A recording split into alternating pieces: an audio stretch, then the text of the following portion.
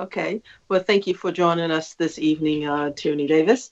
I know that this past Saturday you were the keynote speaker for Rice AME Church, commemorating the 35th Martin Luther King celebration. And so, as a guest of the show this evening, one of the things in listening to your segment, which was very insightful, I would like to know first thing first, how have you committed yourself to the dream of Martin Luther King? Wow. Good question. And nice to meet you, Bonita, and a pleasure to be on with you. I have always been a staunch advocate for service. And I know many folks think of Dr. King as a civil rights leader. And of course, he is the most famous civil rights leader in this country's history. But of course, he was also a staunch advocate of education and also service. And I have been on the Board of Education since 2020. I was reelected in November. So I'm also giving back to my community through service to the students of Cecil County Public Schools. But I'm also a military veteran and Department of Homeland Security since its inception. And I've always given back, trying to help during crisis, either in the southeast portion of the United States during hurricanes, down on the southwest border during the migration issues that we've had. And I always believe that if Dr. King were alive today, I know he may have certain views on things, but he obviously was a staunch advocate, once again, of people giving back to their community in some meaningful way, because our communities thrive better when children and people understand that they have stake in the game. And that's the way I always see it. Giving back is one of the most important contributions that we as citizens can make to our community. So sorry to ramble on that, but once again, I'm a strong advocate for giving back. No, that's outstanding because from what I understand, you have like 40 years of volunteerism and giving back. So, it seems that that is right in stride with the vision of what Dr. Martin Luther King had hoped for to begin with. So thank you for that. Well, my next question is, with Dr. King, being the right man at the right time to make, real progress doing, civil rights in this country, which was not, they were not easy times, but not confining the discussion to just civil rights. Do you feel that we have leaders like him today? Who do you think exemplify, what Dr. Martin Luther King was trying to do during the times of civil rights that is, imminent today?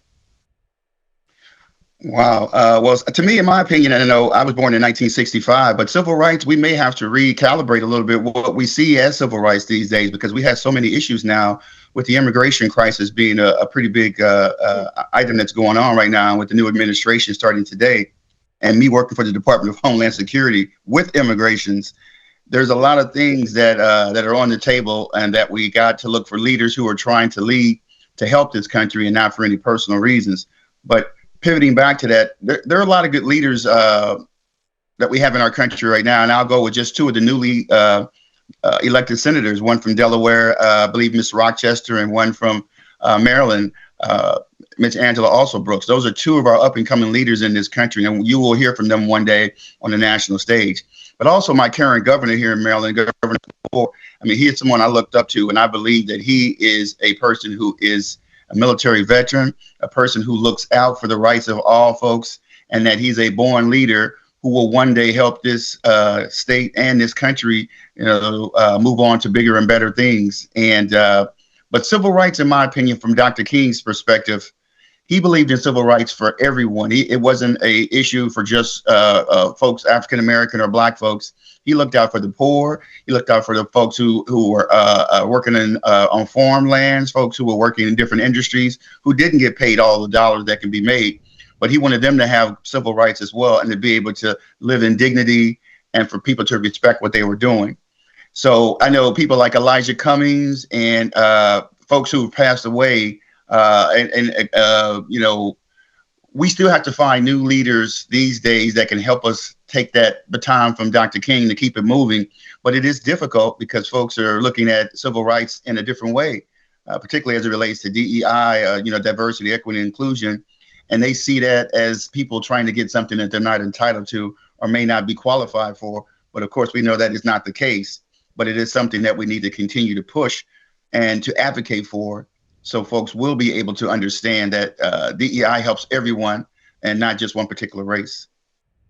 Well, thank you for that, because I also know that you wanted, part of what you were saying is instituting, and making sure the youth are involved and understand this vision as well. Exclusively, it's, carrying over the vision, not just settling with where we are now, but the youth too, having information and having that inclination to want to do the same in the same aspects in which you just explained. So that's very relevant too, in terms of leaders today and our future leaders. So thank you for that. So Yes, my next, I interrupt you, but I just wanted to say, as far as the students are concerned, we need to make sure that they have the right literature and the right curriculum in front of them, and that we are not sanitizing or keeping certain books out of their view, because we know Black history is American history. There should not be a separation of our history. We need to know everything. And I'm not saying that we need to, for lack of better words, wallow in some of the issues that we've had as a country for the last 200 years. But, in order to not repeat some of the things we've done before, we need to understand what has happened and how we can move forward and work together as a country. Because I don't believe in division. I believe in working together. But a community, you have to have unity, right? Those last five letters of that word is very important. So sure. sorry about that. No, I thought that was very clever in how you indicated that in terms of community unity is at the tail end of it, and that's so important to all of this to make it work. As they often say, teamwork make the dream work, but unity definitely Yes. is a catalyst for that as well. So thank you.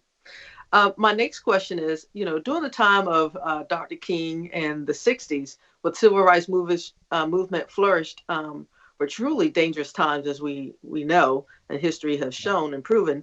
Standing up against, the status quo and to get, beaten or killed. If we as a nation backtrack on these hard-won freedoms, do we still have the courage to resist? Do you think we have people who would stand together in the same ways in terms of even if it meant being beaten and killed? Do you think that you know people are still driven in the same ways to defend what inclusion and civil rights stand for, as Dr. King did back in the '60s? That's another very good question. I think we're in troubling times now, and I believe things have changed to where we have to we have to educate our young folks, and even some of our older folks, to understand that Dr. King led with civil rights, as far as he didn't believe in violence. He was nonviolent, and we have to figure out a way to not interact with the people who were trying to get to on our side. We can't alienate them by doing things that would make the situation worse. So what we have to do is make sure that we have people on the team who know the history and know how to get your point across without being physical, without being derogatory. But I know sometimes that you have to, have good, good trouble, as they say, and but you have to know how to do that, and it is nuanced. And I think our young folks today, and I know I'm getting older here. I'm 60, and the next generation always says, well, the young folks don't understand. Well, we have to help them understand, and how we do that is have them read their history, and we continue to talk to them about what it means to be a part of civil rights and what we're looking to achieve, and don't do anything that will make that a dream that we're looking for harder to get to by laying out bad interactions with the folks who we're trying to get to be on our side. So to your point, to your earlier question about do we have civil rights leaders now or young folks now who can kind of withstand some of the things that Dr. King and his folks did back in the day, it is difficult. But I know now we have groups like Black Lives Matters and those kind of groups, but a lot of times they did have some of their interactions was overtaken by some groups who were trying to interfere with some of the goals they were looking for. So you always have to watch out for interlopers or folks who are trying to come in to be disruptors, as opposed to being folks who are trying to get the mission accomplished, which is get folks to understand that we must treat each other with civility, and we have to have laws on the books that are applied the same way across the board. And we also have to, when it comes to voting rights, when it comes to civil rights, when it comes to racial injustice, issues with the police, all those things. But it's always in how you apply those actions in public. So, yeah, We have some work to do on that front. And I know now is a good time to talk about that because once again, with the new administration starting, there will be a lot of civil enforcement happening as far as immigration is concerned in my office. And there are scary times and folks don't know what they're going to do over the next few days when folks come looking for them and asking them to decide whether they should really be in this country. And that's a part of the civil rights as well. So scary times, but we can get through this. But we're going to have to get through it with sound communication and working together to try to get this done. Okay. But thank you for that. And also, I would be remiss to not recognize that I understand that you are going to be a year older tomorrow on the 21st. So happy birthday to you, Thank you. Mr. Tierney Davis. I know that this is quite a weekend for your birthday and all that it encompasses. So the next question, and thank you for that because it's so true. We are in times in which it's going to. I'm so sorry. That is my grandfather clock. Please forgive. But my next question is that how can Dr. King's legacy and those who believe in it and inspire young people today to become more engaged and to serve after all that all that you said and all that what's going on in the climate in today's society? How do you think Dr. King's legacy and those who believe in it and inspire to inspire young people today to become engaged and to serve, how to bring that forward, how to bring that to the forefront?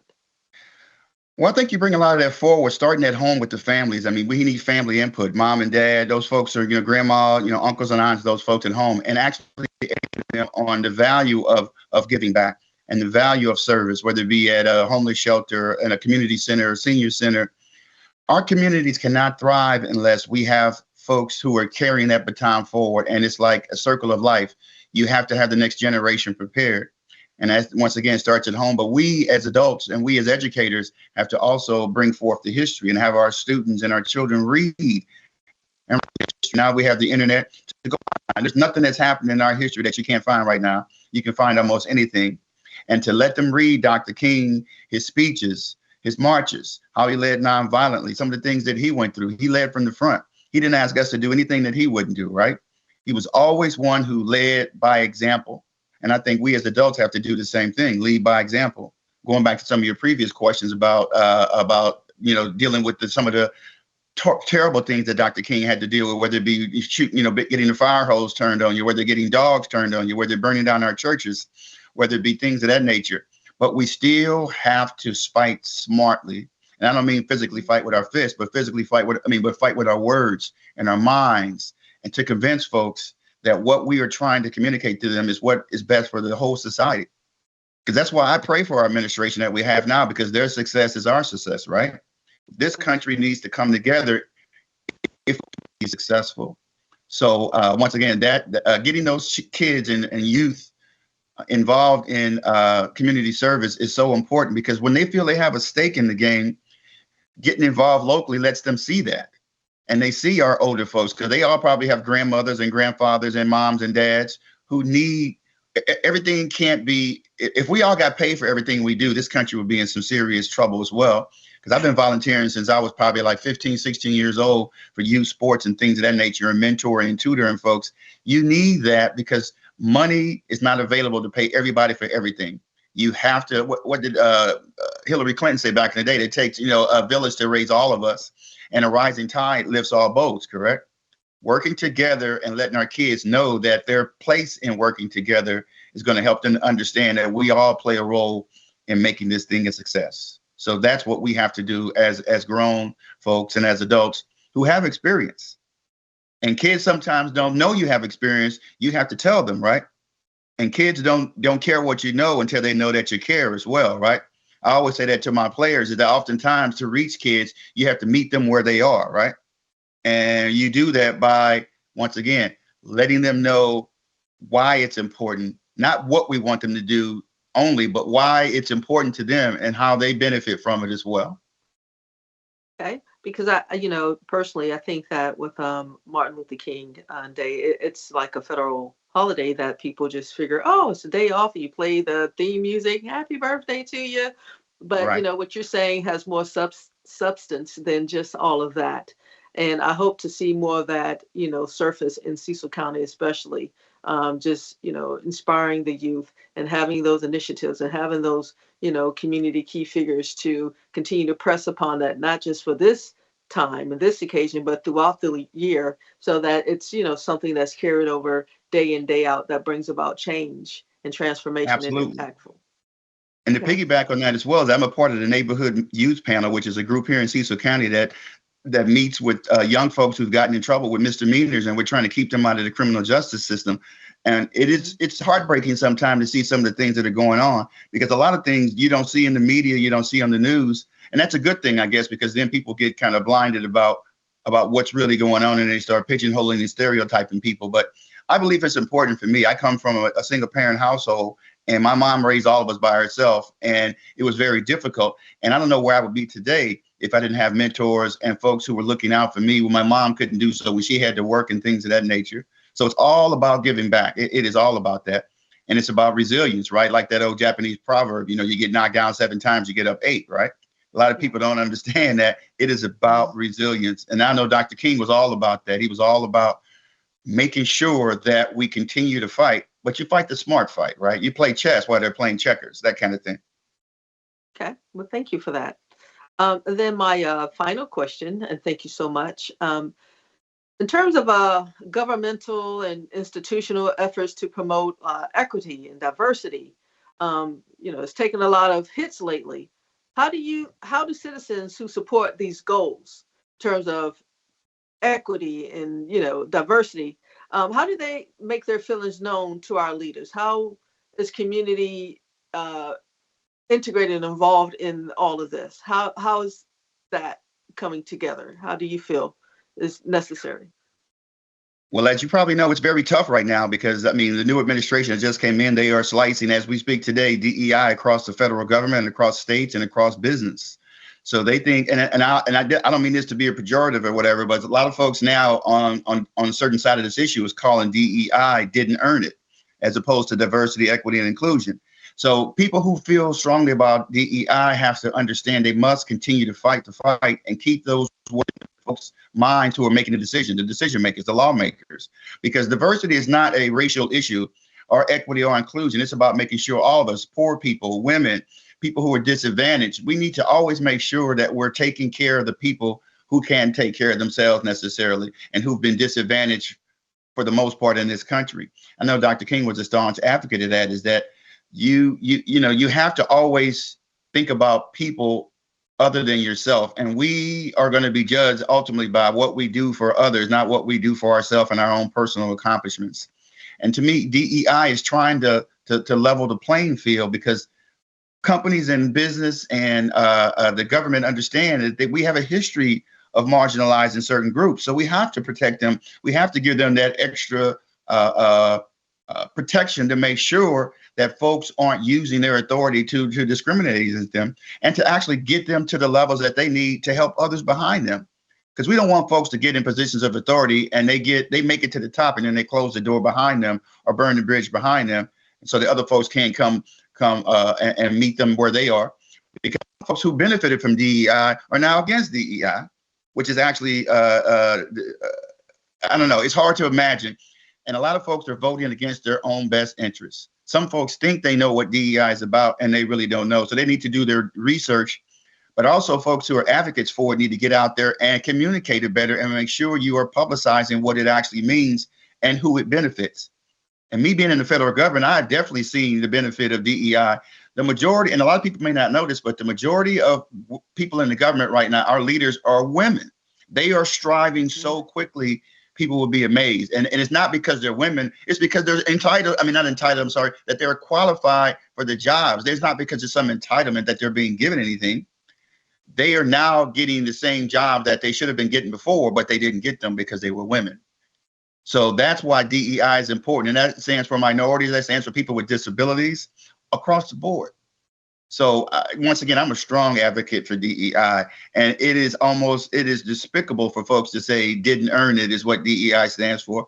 And I hate to bring that up again, but it burns me up a little bit.